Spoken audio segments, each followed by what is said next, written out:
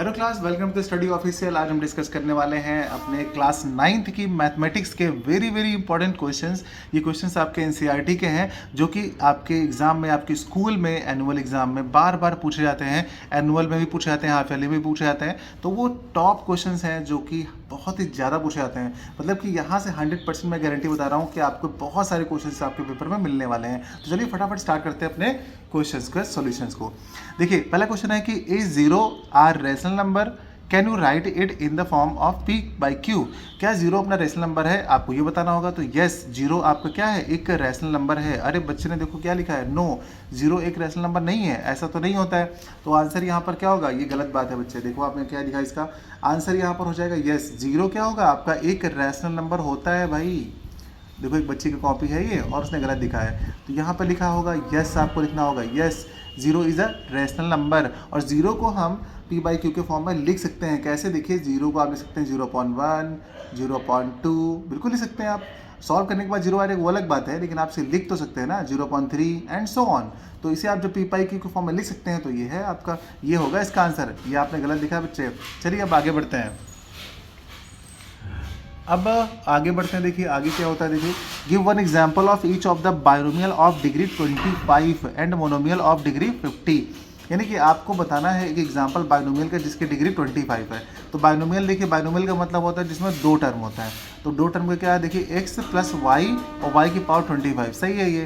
देखिए यहाँ पर क्या है, ये आपका एक बाइनोमियल है। बाइनोमियल मतलब दो टर्म होते हैं और जिसकी डिग्री कितनी होनी चाहिए, 25, तो करेक्ट है ये।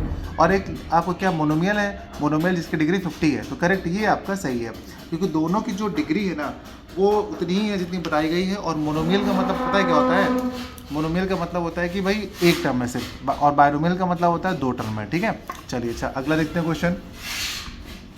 अगला क्वेश्चन अपना है, prove that if chords of congruent circle subtend equal angles at their centres then chords are equal. तो यहाँ ये जो थ्योरम है ना छोटी सी, ये बहुत ज़्यादा एग्जाम में पूछी जाती है। देखिए इंपॉर्टेंट भी है।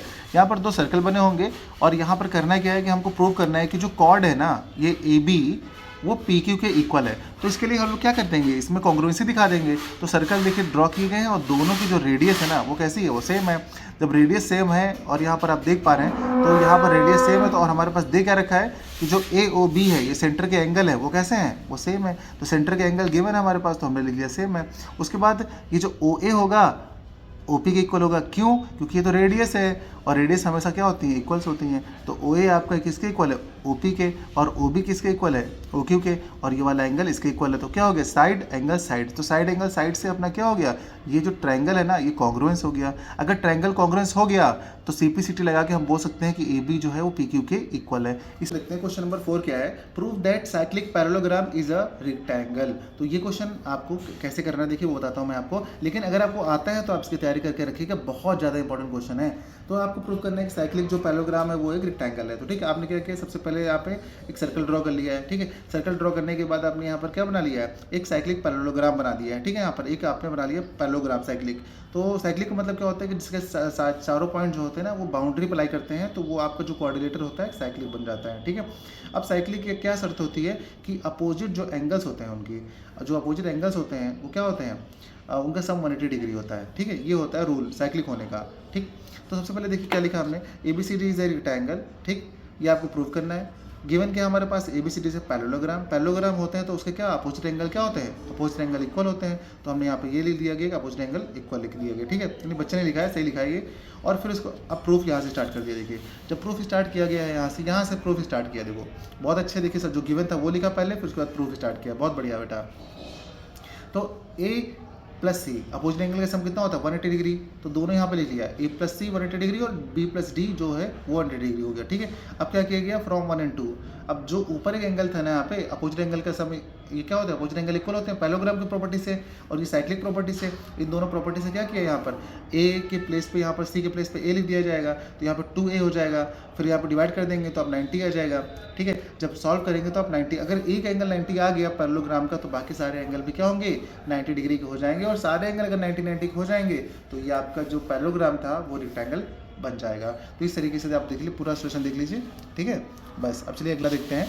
अगला क्वेश्चन जो है अगला क्वेश्चन जो है देखिए, अगर देखिए साहब आप लोगों ने जो क्वेश्चन है अपनी मर्जी से कर लिया होगा, सबका सोल्यूशन अच्छे से आता होगा, तो मत देखिएगा सोल्यूशन, कोई दिक्कत नहीं है, आप बस क्वेश्चन देखिएगा अपने मन से सॉल्व कर लीजिएगा, ठीक है।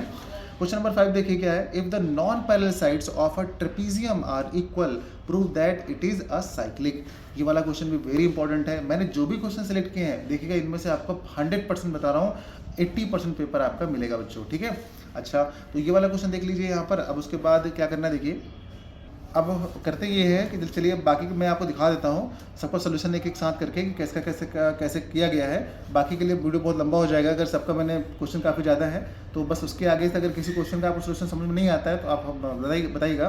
वैसे भी आप लोगों को चाहिए क्या, सारे क्वेश्चन चाहिए, सोल्यूशन तो आपके पास होगा ही, ठीक है। फिर भी यहाँ पे मैं क्वेश्चन दे रहा हूँ, ठीक है। अच्छा, तो आप देख लीजिएगा सबका सोल्यूशन मैं दिखा रहा हूँ आपको। क्वेश्चन नंबर 5 का आंसर ये रहा, ये रहा, ये रहा, ये रहा, ये रहा। नहीं तो वीडियो बहुत लंबा हो जाएगा बच्चों, इसलिए ऐसा कर रहा हूँ, ठीक है। बस खत्म हो गया उसका। अब क्वेश्चन नंबर जो 6 है वो क्या है, side of a triangle are in the ratio of इतना इतना इतना and its perimeter is 540, find its area. ये है आपका उसका क्या कहते हैं उसको, हीरोन्स फॉर्मूला का है ये, तो ये आपका क्वेश्चन लग जाएगा। 6 क्वेश्चन भी देख लिया आपने, ठीक है। उसका सोल्यूशन दिखा देता हूँ मैं यहाँ पे। देखिए ये यहाँ से सोल्यूशन स्टार्ट हुआ और यहाँ से यहाँ तक, यहाँ तक, यहाँ तक, यहाँ तक, और ये फाइनल यहाँ तक गया। आंसर सही आ रहा है बच्ची का, एनसीईआरटी क्वेश्चन है तो आंसर एकदम सही आ रहा है, ठीक है।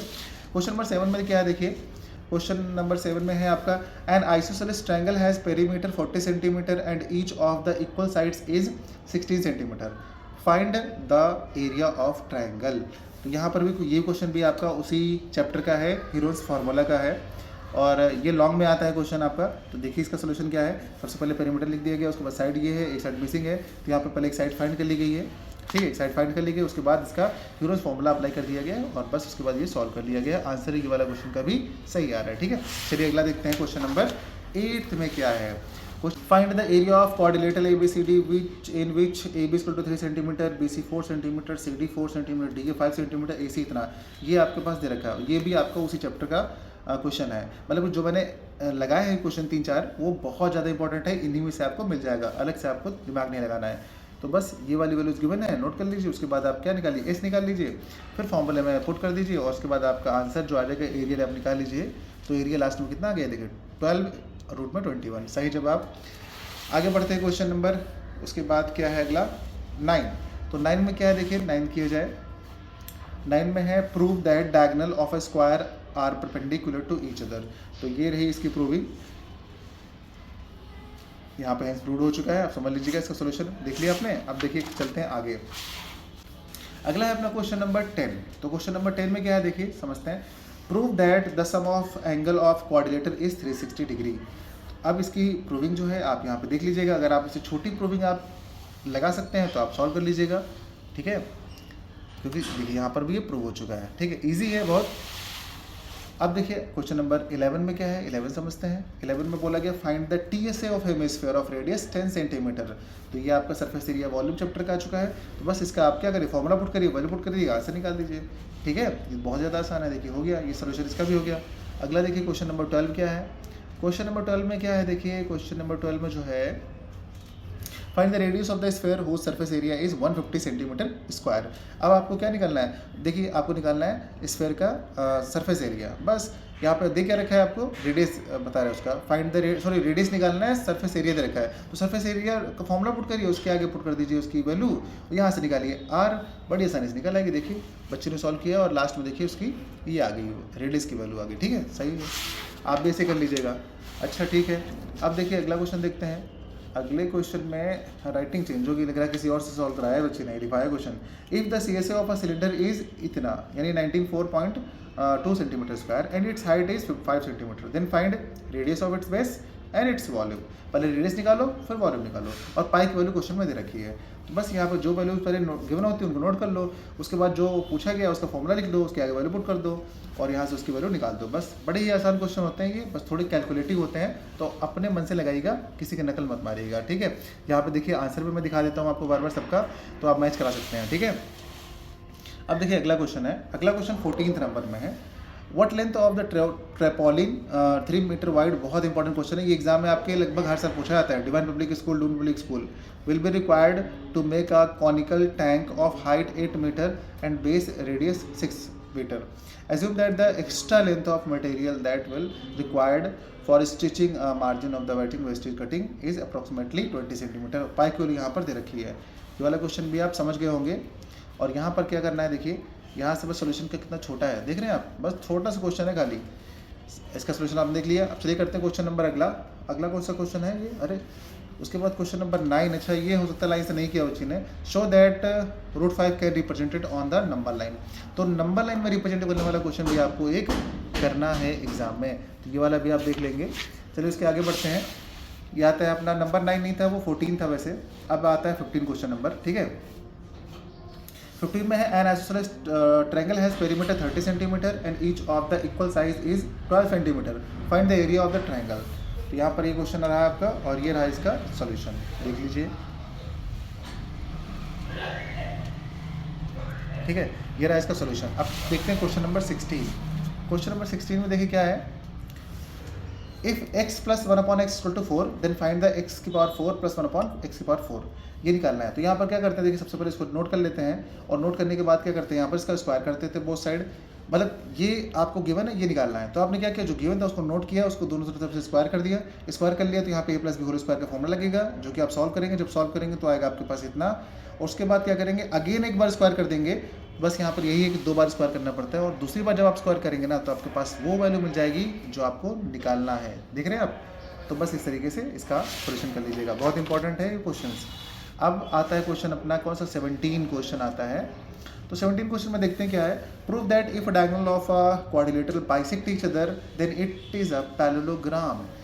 तो इसकी प्रूविंग आपके पास ये रही, बच्चे ने बहुत साफ साफ किया है, देखिए यहाँ पर, और इसका सोल्यूशन तो बिल्कुल सही किया है, परफेक्ट किया है, आप देख लीजिएगा इसका, ठीक है। अब है अगला question 18th, prove the diagonal of a square are equal to perpendicular to each other. यहाँ पर ये थ्योरम है, आप इसको भी देख लीजिए। इसका सोल्यूशन यहाँ से स्टार्ट है, ये नीचे यहाँ तक है, उसके बाद आप यहाँ से देखेंगे, ऊपर से ये रहा, और यहाँ से सॉल्व करते हुए आएंगे नीचे तक, तो यहाँ तक इसका सोल्यूशन हो जाएगा। अगला क्वेश्चन है 20 नंबर में, क्या है, ABC is a right angle triangle at C, a line through a midpoint of a hypotenuse AB to a parallel to BC intersect AC at D. Show that, पहला part है M is the midpoint, दूसरा point है M equal to MC equal to MA equal to half AB का half. अच्छा ये वाला question आ गया, 8th question है आपका, ट्रायंगल की जो एक्सरसाइज है आपकी NCERT की, उसका 8th क्वेश्चन है, ये लास्ट एक्सरसाइज का 8th क्वेश्चन है। तो ठीक है, इसको आप सॉल्व कर लीजिएगा। वैसे भी इसका सोल्यूशन किया होगा बच्चे ने, मैं आपको दिखा देता हूँ। देखिए ये रहा इसका सोल्यूशन, बहुत ही important, very very important question है। तो ये रहा इसका सोल्यूशन, देखिए छोटा है बहुत लेकिन इंपॉर्टेंट है। अब 21 क्वेश्चन देखिए, 21 में क्या बताया गया, in a figure AD and BE are median of a triangle and DF parallel to BE। तो प्रूव करना है CF इक्वल टू 1/4 AC। बहुत इंपॉर्टेंट क्वेश्चन है, इसको भी देख लीजिए आप। यहाँ से इसका फिर अगला सॉल्यूशन स्टार्ट है, ठीक है। चलिए अब अगला देखते हैं, अगला क्वेश्चन क्या है। अगला क्वेश्चन है, find each angles of a parallelogram in its 2 consecutive angles are in the ratio 1:5। तो यहाँ पर क्या देखेंगे आप, यहाँ पे ये इसका सॉल्यूशन यहाँ तक है और दोनों की वैल्यूज आ चुकी है नीचे, देखिए इसका आंसर है। आगे देखिए कितना क्वेश्चन है, बस अब खत्म होने वाला है। अगला क्वेश्चन जो अपना आएगा, ये देखिए दोनों आंसर आ चुके हैं पिछले वाले क्वेश्चन के। अब अगला आंसर अगला क्वेश्चन 23 है, इन अ क्वाड्रिलेटरल ABCD, जहाँ पर आपको बता रखा है CO and DO are the bisector of angle C and D। Prove that COD is equal to half angle A plus angle B। तो इसका सोल्यूशन ये रहा, ठीक है, यहाँ पे प्रूव हो गया। अब देखिए अगला क्वेश्चन देखते हैं। अगला क्वेश्चन है, अब ये सॉल्व करने वाले क्वेश्चन आ गए यहाँ पर। Find the value of P and Q so that x की power 4 px square plus 2x square minus 3x plus Q is divisible by x square minus 1। ये क्वेश्चन आ गया इस टाइप का, इसको आप सॉल्व कर ही लेंगे वैसे भी, और नहीं कर पा रहे हैं तो आप यहाँ पे देखिए सोल्यूशन इसका।